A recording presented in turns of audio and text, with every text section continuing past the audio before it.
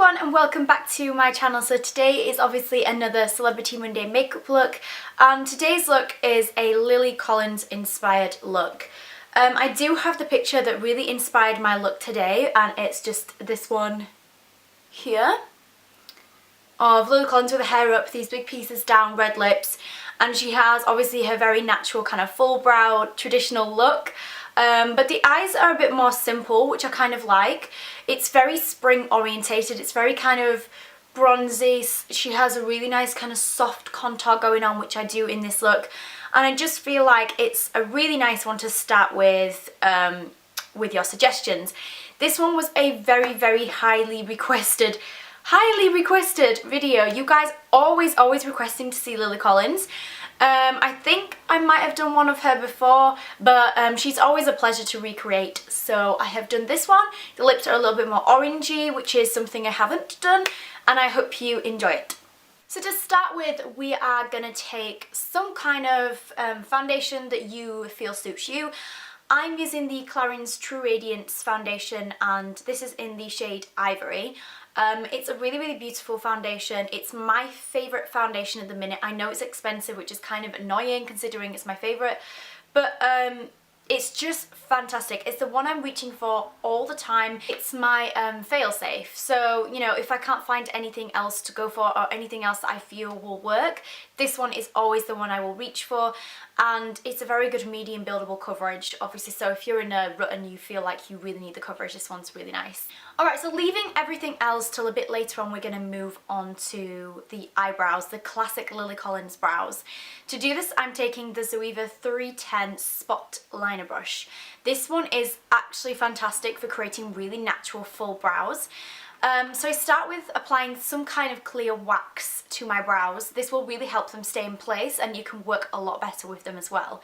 And then it may sound weird, but I do go in with my MAC Paint Pot in Painterly. I put this in the first half of the brow because this is going to give it a bit more texture. It's going to give you that kind of gradient look, and it's going to keep things a little bit more natural as well. So taking my spot liner brush, I'm going to start by using Taupe from Anastasia Beverly Hills.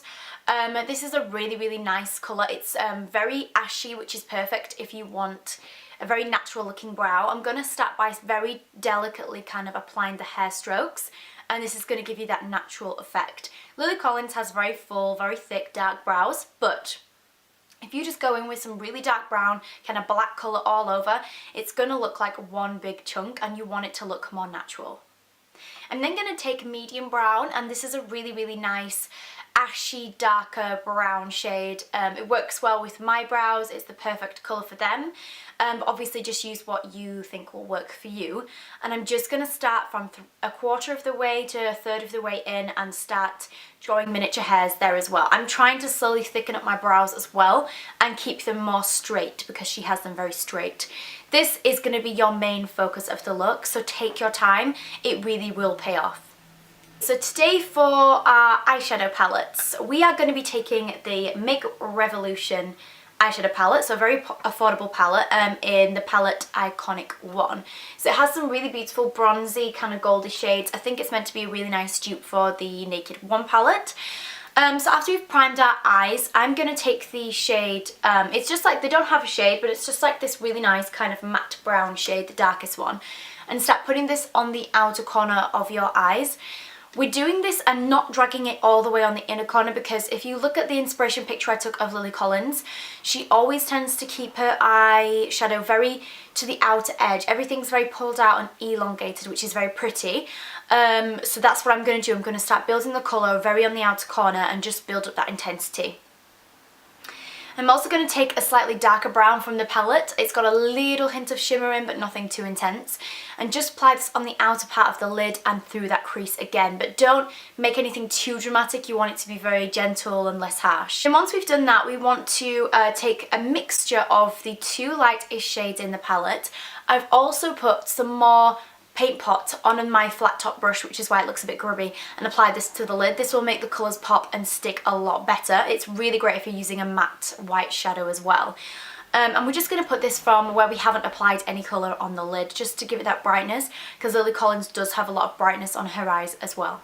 So although in this picture Lily Collins doesn't have any kind of dramatic winged line or anything of the sort, she does have definition there and it's ever so slightly smoked out. So I'm going to take a Zoeva 137 wing liner brush. Any winged liner brush or liner brush of your type will be fine. I'm going to take some gel liner and just gently apply it on the outer corner to give it definition. And then once we've done that, we're going to go in and just get a smudge brush and blend it and smudge all out so it's more natural, more of a natural shadow rather than a liner.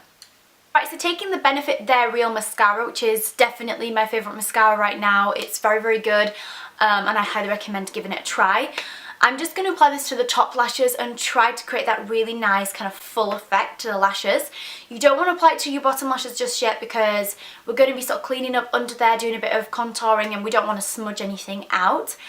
I'm going to take a Clinique Chubby Stick, and this is their like contour stick. It's quite new to their collection. They have a highlight one as well.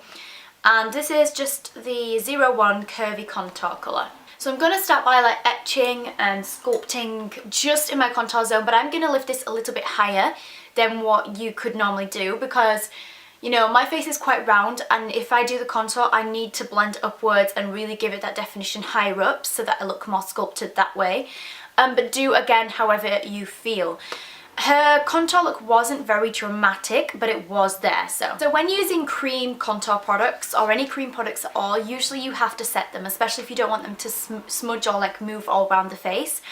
So I'm just going to take the Hoola bronzer by Benefit because this is more of an ashy bronze, and just go over it ever so slightly onto the skin to sort of set that in place, but keeping it very natural. So the blush I decided to use for this look is from Max Factor. It's a cream puff blush and it's in the shade 05 Lovely Pink. It's a really, really beautiful peachy pink shade. It's more peach than it is pink, and it's meant to be a really nice dupe for maybe the Milani blushes, and some people have even said the Hourglass. So for my lip products, I used two in this look. The first one I used was Topshop's Ooh La La. It's a really, really nice kind of corally peachy colour.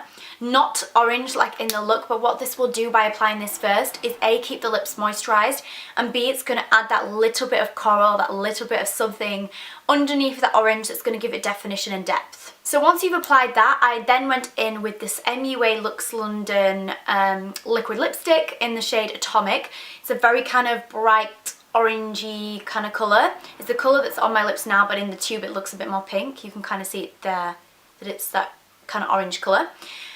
You have to be careful when applying this, hence why we did put that lipstick underneath, because it's very drying. But this is going to finish the look and give you that really nice Lily Collins bright orangey red classic lip colour.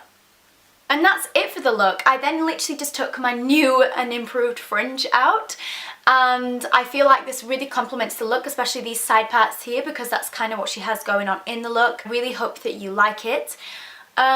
If you do, please don't forget to subscribe and thumbs up this video. Leave any comments down below of any of your suggestions. Don't worry, I am taking actual notes of every single suggestion you guys have made already all over social media. I have like tally charts, so each person you recommend and then how many people recommend. The highest one for each week will be the one I will do next. So if you really want that person, keep on commenting and I will do those tallies. Obviously, the obvious is that I have like a new haircut. I've got the same length hair, just been trimmed, but I have like this kind of fringy thing going on, which I actually really, really love. It was kind of one of them things where I went in and I wasn't sure whether to do it. I've been thinking about it for a while, but then I was kind of like, oh, will it suit me, will it not? And we just took it a step at a time and really got that shape, and I just freaking love it. It's so easy to style. It looks complicated, but honestly it's really, really not. I will do a video if you want me to on how I do the fringe and how I keep it in style and shape rather than it being like flat and stuff. That's definitely on my agenda. So I hope you like my new hair, because I certainly do. I think it gives my face more shape because it is quite round. Yeah, so I really hope you enjoyed this look, and I will see you next week. Bye.